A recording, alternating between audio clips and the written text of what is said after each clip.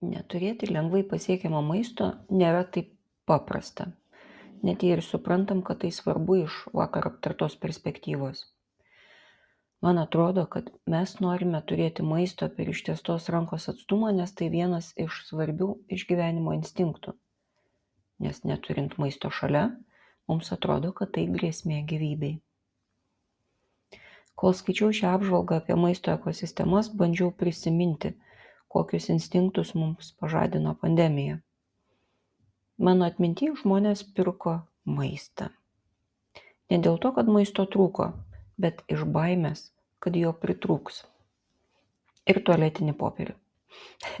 Mane kaip medikų vaiką ši meilė higienai tikrai nustebino ir nudžiugino.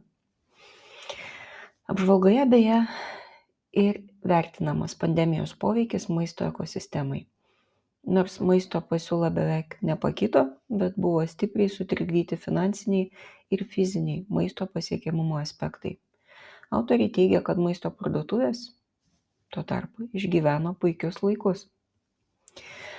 O mums verta pagalvoti, kad rasti tinkamą balansą tarp išgyvenimo instinkto ir nevalingo noro suvalgyti viską, kas matosi, yra sunkus darbas, kuriam verta tinkamai pasiruošti. Santykyje su maistu mažai kas yra tik skanaus, taikos ir ramybės.